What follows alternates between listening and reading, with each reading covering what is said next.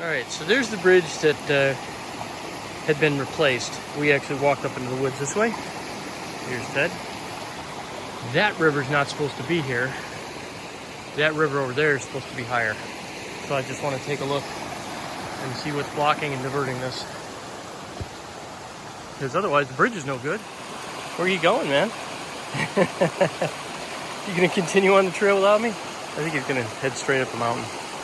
Okay, so the bridge is back that way, and we walked all the way up until we reached the point. So apparently a couple of these things falling in here have diverted the river going down this side when it should be going this way. Probably if I had brought my electric chainsaw up, I could have caught this out of the way. But this one here isn't actually in the water. So I'm gonna see if I can move some of these by hand, and we'll see what happens. So as you can see, the Yorkie is not super pleased about this. Are you gonna make it over here? Just be careful. Ted, listen to me. Go that way. Go that way. Hey, up. Ted, up.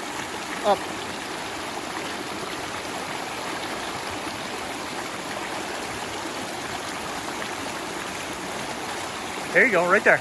That's fine. Pull up. Yeah.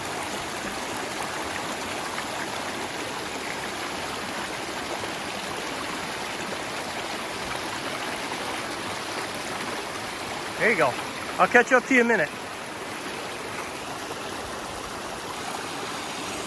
Okay, so this water's starting to work its way down here. Now you can see it's really moving over here and slowing down substantially over here. So at least we'll be able to cross the trail. As you can see, I don't know, maybe you can't see. I lost him. I know he's there. I just saw his little Yorkie butt moving a second ago. Man, he's like a ninja.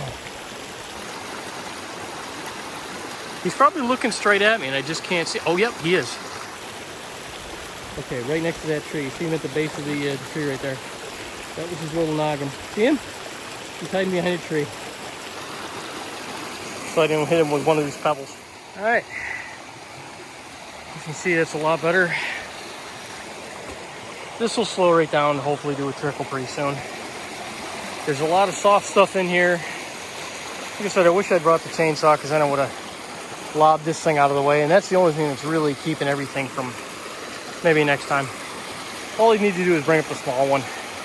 And that would loosen that stuff up and keep it going the way it's supposed to go. And then I got this deadfall lock out of the way. Got the rocks piled back to where they belong. Obviously I couldn't move that because that's probably about 500 pounds. So yeah. And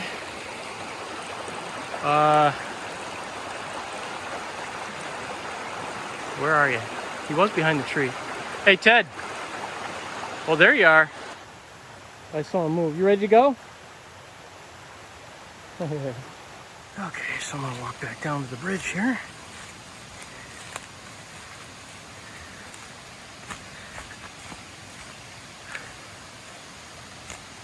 What do you think, buddy? Watch while I'm walking through here. So this was all pretty fast moving water. Now that over there where it belongs is the fast moving water. You can see during the last flood, it actually came up and over the top of this area here. Which goes to show you the power of Mother Nature. Because this right here is about 15 or 20 feet higher than that right down there. So this whole area was probably covered.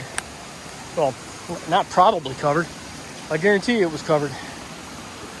So the trail comes off from this bridge and goes straight across here. So before you couldn't even cross that because that's just covered in, it was underwater. No other way to put it.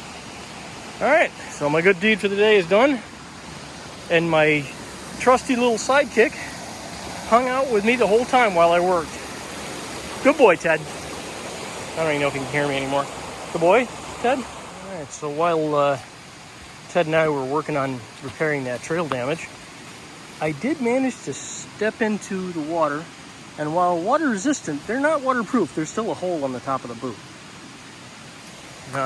If I was Bear Grylls, at this point, I'd probably have to drink my own pee. Or I'd probably have to make a jacket out of a seal carcass. Not really sure which one. One of those. So while Ted and I were hiking down the trail, met a couple of young girls coming up. So I saw them ahead of time and I picked Ted up because I don't have a leash or anything with me. I just pick him up, and that's how I avoid the leash law.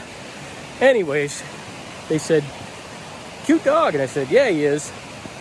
And then Ted gave me this look, and then I figured out what it was. Is I think Ted didn't want anybody to think that he's just a foo-foo Yorkie that gets carried through the trails. He does his own walking. I only carried him for like 30 seconds. So yeah, I think Ted's mad at me now. Yeah, he's definitely mad. He's making some distance on me now. I think I embarrassed him. You gonna forgive me, buddy?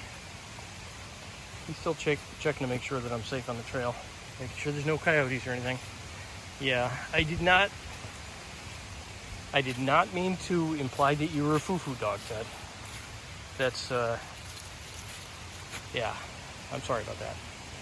All right, this is a fine example of when Mother Nature's creative.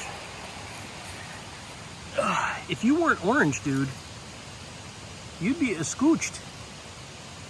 You need to get off this trail. Come here. Come on. No, not that way. Okay, I need another hand. Yeah. I put him on another rock, but at least that rock is off the trail. All right, man, charge on. We gotta get home eventually. A nice easy morning walk with Ted, because I mean, you don't get much easier of a trail than this one. This is like a road. So one of the real challenges that you do have when hiking with a Yorkie is the hair. Hey, Ted, come here. Come here. All right, I'll come to you. Yeah, the hair and the fact that they don't... Hey, stop. Let's see what's going on here. All right, so you can see all these little burdocks and stuff that get in his hair. I'm going to have to comb those out as soon as I get home. Let me see. They're not blocking his eyes, so I'm going to let it go. But I should bring a comb with me. But you don't generally get that with the larger dogs. But because Ted actually has hair as opposed to fur, he tends to collect them a lot tighter than you would get on like a lab or something. Plus his face is a lot closer to the ground all the time. And not just the bottom of his face like you get with a larger dog, the top of his face, like the top of his head, because he's going underneath these branches instead of just sticking his snout in to smell it. So, yeah. These are the problems you get when you're 7 inches tall.